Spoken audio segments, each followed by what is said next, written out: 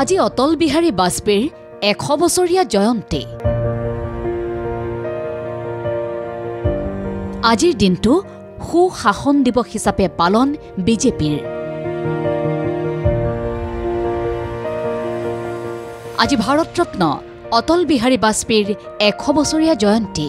দেশৰ প্ৰাক্তন প্ৰধানমন্ত্ৰীগৰাকীৰ জন্মদিনটো দেশৰ লগতে ৰাজ্যতো পালন কৰা হয় সুশাসন দিৱস হিচাপে। নতুন দিল্লীৰ সদৈৱ অটল সমাধি ক্ষেত্ৰত শ্ৰদ্ধাঞ্জলি অনুষ্ঠান। শ্ৰদ্ধাঞ্জলি জ্ঞাপন কৰিলে দেশৰ ৰাষ্ট্ৰপতি, উপৰাষ্ট্ৰপতি, প্ৰধানমন্ত্ৰী, গৃহমন্ত্ৰীকে ধৰি বিশিষ্ট ব্যক্তিসকলে। ৰাজ্যিক বিজেপিৰ মুখ্য কাৰ্যালয়তো পালন সুশাসন দিৱস। বাজপেয়ীৰ স্মৃতিত আজিৰে পৰা আৰম্ভ বৰ্ষজোৰা কাৰ্যসূচী। বাজপেয়ী ভৱনত উপস্থিত হৈ ভাৰতৰত্ন অটল বিহাৰী বাজপেয়ীক শ্ৰদ্ধাঞ্জলি জ্ঞাপন কৰে মুখ্যমন্ত্ৰী ডক্টৰ হিমন্ত বিশ্ব শৰ্মা, ৰাজ্যিক বিজেপিৰ সভাপতি ভৱেশ কলিতাই। গুৱাহাটীৰ আদাবাৰীস্থিত অটল উদ্যানতো ৰাজ্যিক বিজেপিৰ বিশেষ অনুষ্ঠান। উদ্যান চৌহদত মুখ্যমন্ত্ৰীয়ে উন্মোচন কৰে নৱনিৰ্মিত বাজপেয়ী প্ৰতিমূৰ্তি।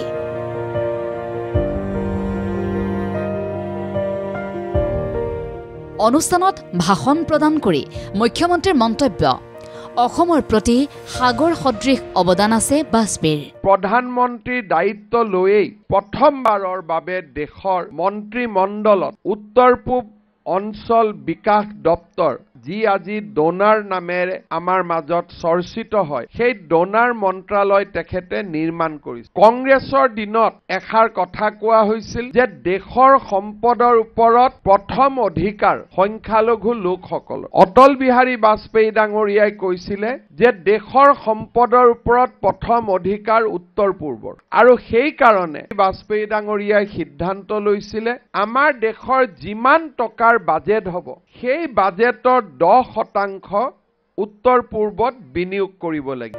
অটল বিহাৰী বাজপেয়ীয়ে ঘনঘোৰ অন্ধকাৰ অসমত জ্বলাইছিল মাটিৰ চাকি।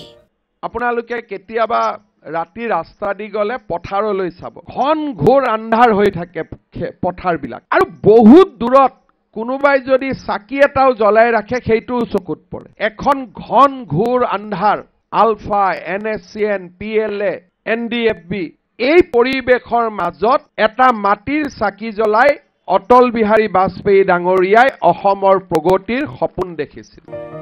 ৰাজ্যিক বিজেপিৰ সভাপতি ভৱেশ কলিতাকে ধৰি কেইবাগৰাকীও মন্ত্ৰী বিধায়কৰ উপস্থিতিত পালন কৰা হয় সুশাসন দিৱসৰ। অটল উদ্যানত ভাৰতৰত্ন অটল বিহাৰী বাজপেয়ী ডাঙৰীয়াৰ এটা আবক্ষ প্ৰতিমূৰ্তি আমি সকলোৱে একেলগে আজি তাক উদ্বোধন কৰোঁ। ৰাইজে এতিয়াৰ পৰা বাজপেয়ী ডাঙৰীয়াক শ্ৰদ্ধা জনাবলৈ অটল উদ্যানত আহিব পাৰিব।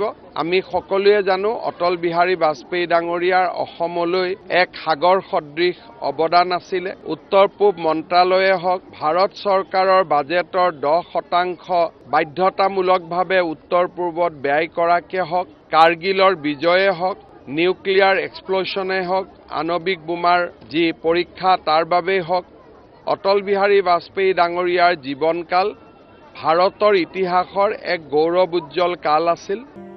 ডিব্ৰুগড়ত ৰাষ্ট্ৰীয় সুশাসন দিৱসত অংশগ্ৰহণ কেন্দ্ৰীয় মন্ত্ৰী সৰ্বানন্দ সোণোৱালৰ।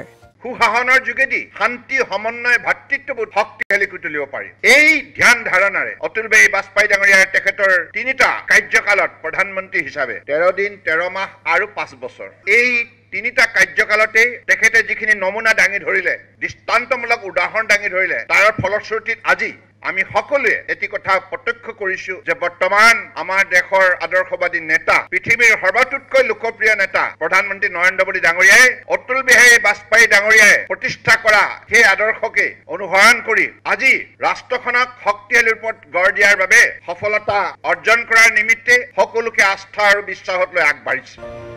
ডিব্ৰুগড়ৰ হাতীমূৰা তৰুণ সংঘৰ খেলপথাৰত অনুষ্ঠিত কাৰ্যসূচীত অংশ লৈ ভাৰত ৰত্নলৈ শ্ৰদ্ধা নিবেদিলে কেন্দ্ৰীয় মন্ত্ৰী সৰ্বানন্দ সোণোৱালে।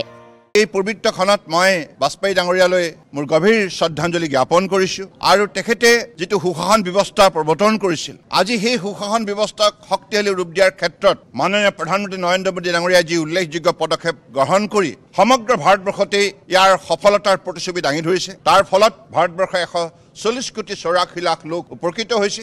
এই সুশাসন ব্যৱস্থাৰ যোগেদি দেশৰ সকলো শ্ৰেণীৰ ৰাইজক সন্মান সহকাৰে জীৱন যাত্ৰাত আগুৱাই যাবলৈ সক্ষম কৰি তুলিছে, সকলোকে সবল কৰি তুলিছে। Bureau report ND24।